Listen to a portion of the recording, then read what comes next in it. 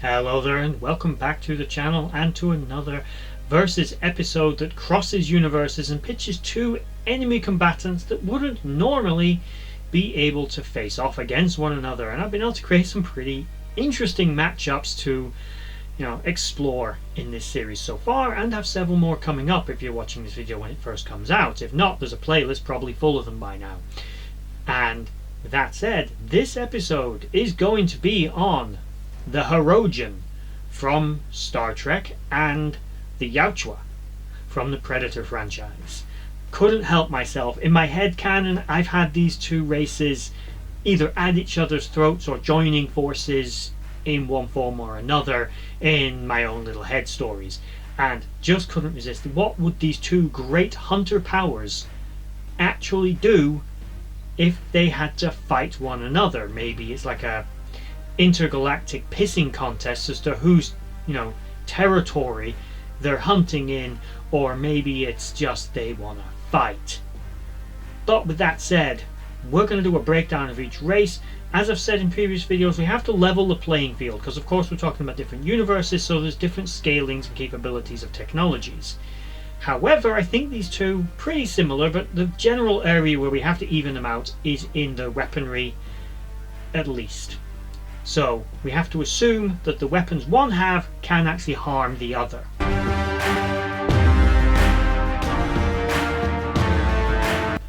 With that out of the way though, let's get down to a breakdown of the Hirogen. The Hirogen are thought to be a Delta Quadrant native species, however that isn't exactly confirmed. They have turned up elsewhere. How old they are isn't clear, but they do have control of a communication network that spans pretty much the entire Delta and much of the Beta and partially the Alpha Quadrant. These space stations are monotanium construct, which is a very dense alloy, the same stuff they build their ships out of, and are powered by microsingularities, basically teeny tiny little black holes that have been harvested. They create a gravity well that can be detected up to a quarter of a light year away from the space stations. They're defended by shields only that allow for instantaneous communication over vast distances. Now, although this network was disabled by Starfleet, there's nothing to say the Hirogen couldn't repair it. There is something to say that perhaps the Hirogen never built it in the first place and they simply took possession of it, but I'm going to assume that there is a good chance that the Hirogen made this network just on the basis of it's constructed of very similar materials to what they build their ships from, and aesthetically looks kind of, well, it looks like something they'd build. So that's one thing that they've got. Their ships and technology, they vary, but generally an average Hirogen vessel is about 150 meters in length. On average, there are small vessels which are designed with weaponry mostly facing forwards. They're armed with particle cannons but may also contain torpedoes on occasion. The ships are equipped with what's called a tricyclic warp drive, which basically means it's very fast and very overpowered for a ship of its size. It has got shields, but the vessel's main defense is its monotanium armor that is impervious to standard weapons used by most races such as Starfleet and the Romulans and others. The monotanium hull has been seen to be breached by what is called an isokinetic cannon, which is a very high yield weapon, and torpedoes and persistent phaser fire will have a cumulative effect. However, the shielding plus this strong armor and the vessel's maneuverability and speed does give it some advantages. It's also equipped with something called stalking mode. Stalking mode is a poor man's cloak. It's not, strictly speaking, a true cloaking device. The vessel is not rendered invisible while utilizing it, but it does make it difficult to detect while it approaches its prey, much like a lion stalking its prey through the grass. Once they reach their target and get in within weapons range, they will first disable the ship and then attempt to board it and kill the crew directly, because they like to take trophies for their hunts. They also are known to consume their prey, harvesting their organs and stewing them up for later. Kinda gross. There are other aspects of their technology that they are known to possess. It's not known if they have replicator capabilities. They do have transporters, and they have extremely powerful weapons, which come in a wide variety of different forms available to them, including large cannons for the actual soldiers, smaller hand weapons, high yield particle cannons for their ships that can fire from these sort of dual turrets scattered across the hull. The vessels have extremely long range and advanced sensor and communication systems. They will operate on their own or in small groups, but the whole goal of the Hirogen is to find new and interesting prey that will get them noticed. Physiologically, Hirogen are on average much taller than a human, maybe 7 feet tall. They are physically very robust, very physically strong, and are clad in very advanced armor. It's resilient, resistant to most weapons fire, allows them to survive in adverse conditions such as poisonous or toxic atmospheres, extreme heat, atmospheric pressure, radiation, extreme cold. They can also survive in the vacuum of space, meaning this armor is literally an all-in-one. It is fantastic. The Hirogen culturally are quite similar to the Yautja. Their whole goal is to hunt and kill their prey. They don't routinely negotiate with other races. Their societal structure is a little vague, but is definitely patriarchal, with females not seemingly doing any of the hunting. There are other individuals amongst their society that do seem to fill roles such as engineer and other such positions within their society, but their culture and basically pack instinct of their race is to become hunters. That mainly seems to be the goal, and anyone that fills another void is almost like an internal second-class citizen amongst the Hirogen, who themselves are for the most part wanting to be the hunters. It could be you start out at this level and work your way up to it, spend years being an engineer or something before eventually becoming a hunter yourself. It's not entirely clear. Unlike with the Yautja, one thing that is clear about the Hirogen is this is less of a pastime and a hobby for some of them, and a staple of their entire civilization. Their entire race are nomadic. They live in space on their ships. They have a few outposts and space stations here and there likely are a few colonies, but their society is so seemingly nomadic and spread out. They move to new hunting grounds for new and exotic prey all the time whenever possible, until they've hunted it to its uselessness, and they move on. They don't negotiate, they don't generally get along well with other races, and if you're not strong enough to fight them off, you're basically not worthy.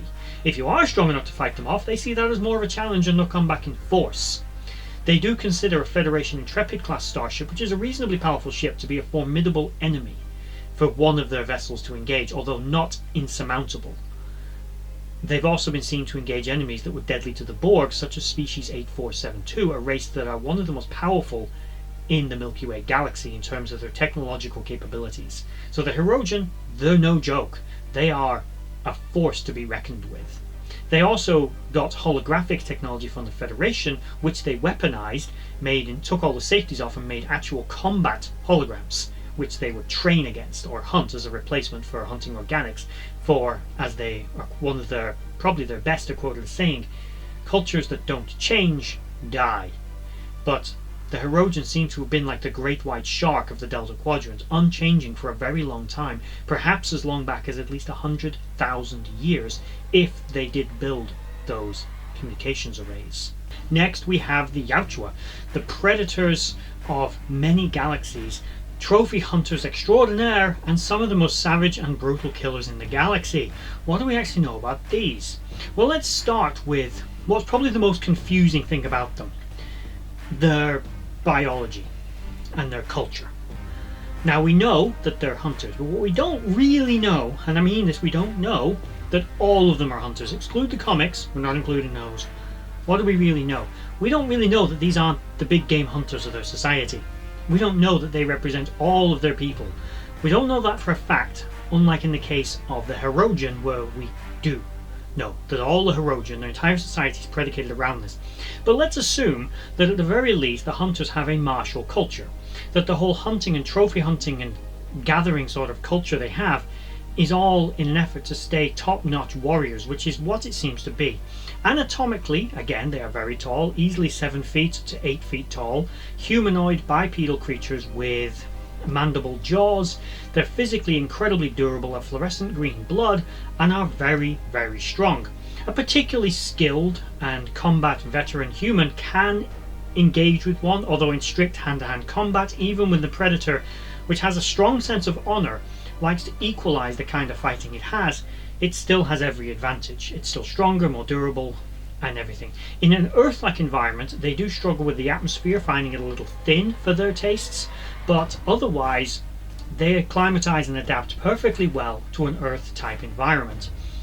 The kinds of weapons that they carry vary, but they prefer bladed weapons and close-in attack in opposed to projectile weapons. They do use those in forms of spears, barbs, and of course their plasma casters. These again vary from rapid-fire variants to single-shot variants. They vary in intensity and power, but are basically the same technology. It's a plasma-based weapon system. Their armor is made from unknown materials, but is incredibly dense and very light and completely resistant to heat and other such things. They tend to wear relatively limited clothing, but they do carry personal cloaks. There have been a few variations of them. Now, we don't know much about their government structure, if they even have one. We know that they're somewhat divided into clans, and we have this thing known as a bad blood. A bad blood, in short, is a predator that doesn't play by the rules.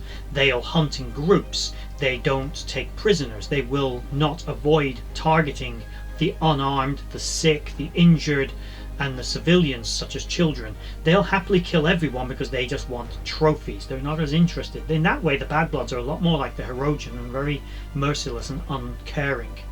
The traditional hunters don't do this. Now, one thing that is a little, say, confusing from the franchise of what we do know about this race's culture is this whole integration of genetic traits from the races that they hunt. This, to many hunters, would have been traditionally seen as a sort of an affront. But when you're talking about bad bloods, which is how I interpret it, I think that they're more likely to not care, and they will think that'll give me an advantage, an unfair advantage, woohoo, I'm going to go for it.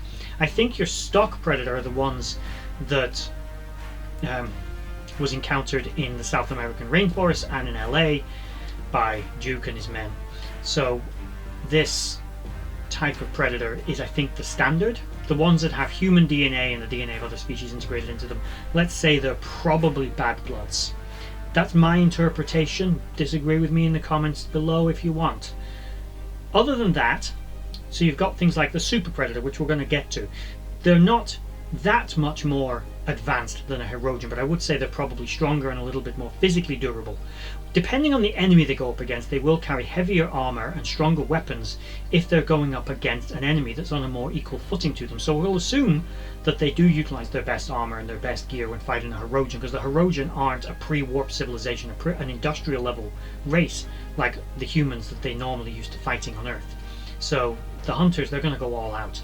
When it comes to their starships, they appear to move like in their clans on entire ships moving around. They do have smaller vessels that individuals may use, but they have bigger motherships that where seemingly the entire predator clan move together. Now, if it truly is the full clan or if they're fleets of ships, it's unknown. We don't know much about the planets they base themselves on. We do know that they're hotter than Earth and they have a thicker atmosphere with a higher level of oxygen. When we have seen predator planets, they have little predator condos, you know, strewn out in the mountains, but we don't know how much of a population density they have. That's the same for the Hirogen as well. We don't really know how many of them there are. We do know with the Hirogen there are male and female, and we do know that there are supposedly male and female predators. So one thing we're going to have to lift from the comics world here, which I try to avoid doing, but I think this is a necessary thing.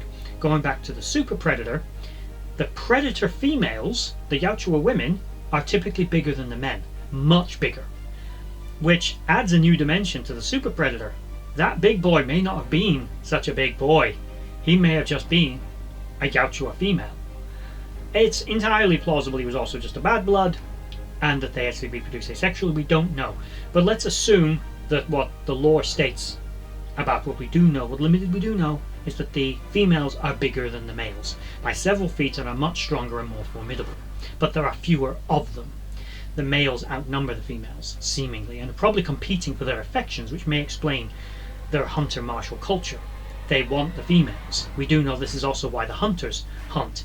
If they come back with the best, new and most exotic prey, it makes them more desired by the females. So in that regard, again, these two civilizations may actually have a little bit more in common than we're giving them credit for. Back to their starships though, again, their entire clan, say, moves around by ship. They probably do base themselves on planets. The vessels vary, but are known to carry advanced plasma beam weapons that are incredibly powerful. Now there are two methods the Yautja seem to get around. They do have FTL capability, and that we'll get to in a second.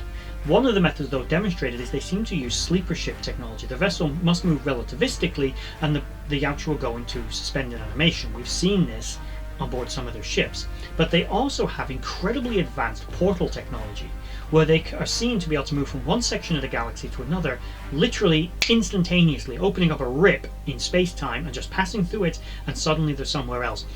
There is a question as to how long range that is.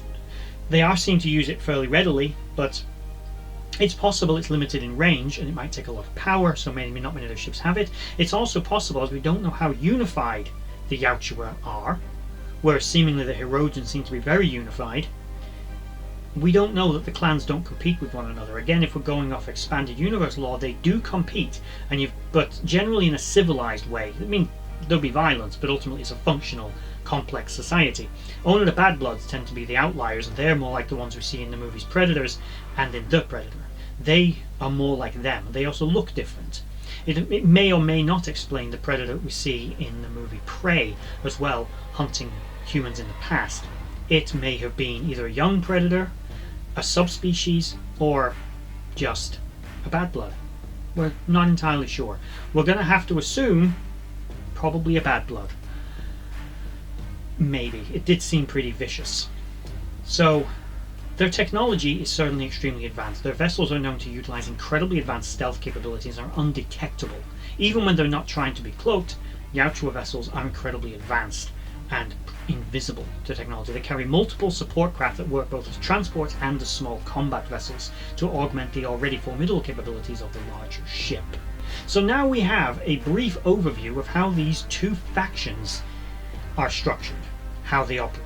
They both have a diverse fleet of very advanced vessels. The Hirogen from the small 150-meter long ships-ish, right the way ranging up to massive cruisers which are identified by their 4 nacelle design and are much larger and more heavily armed than the smaller variant, and they're maybe about 1,000 meters in length.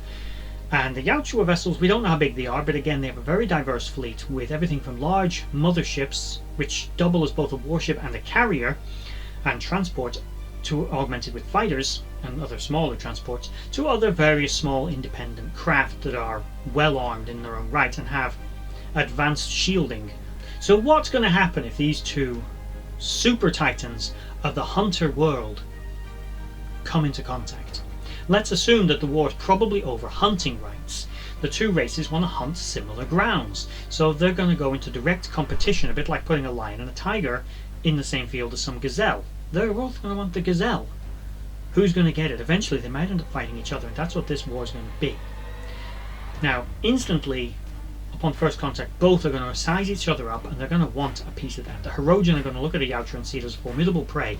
They're going to gather their numbers and want to attack it, because it's unique, it's distinctive, and bringing it down will make them desired and chased by women, and respected and envied by the other Hirogen.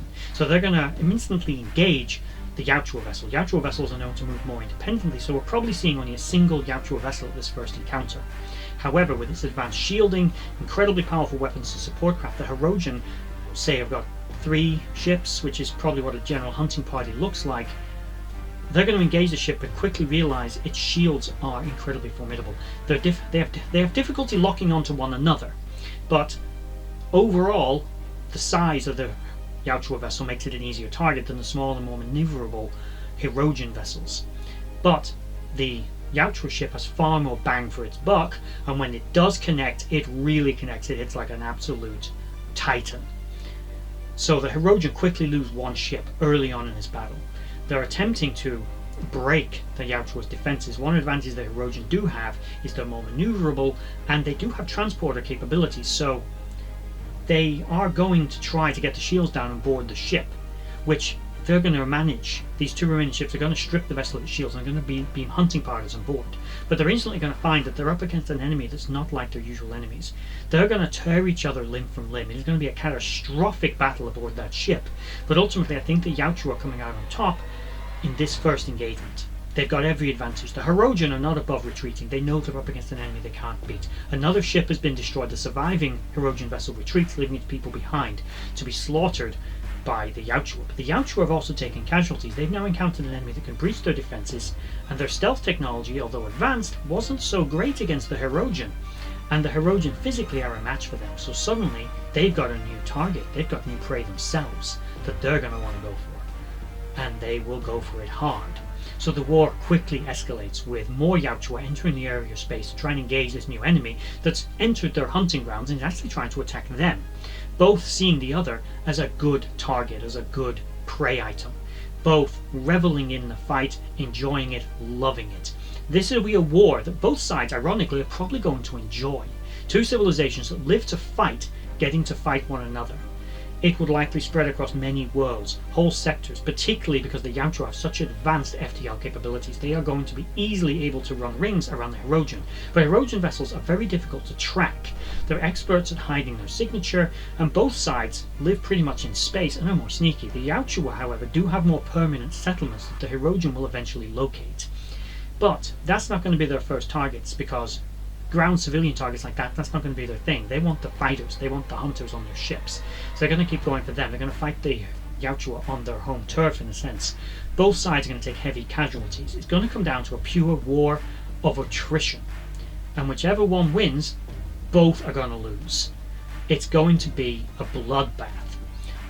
I'm going to come out and say that with the Yautja's advanced stealth capabilities, their brutality, and I think their longer lifespans, as they can live for several thousand years, they've got the experience on their side. But the Hirogen have structure.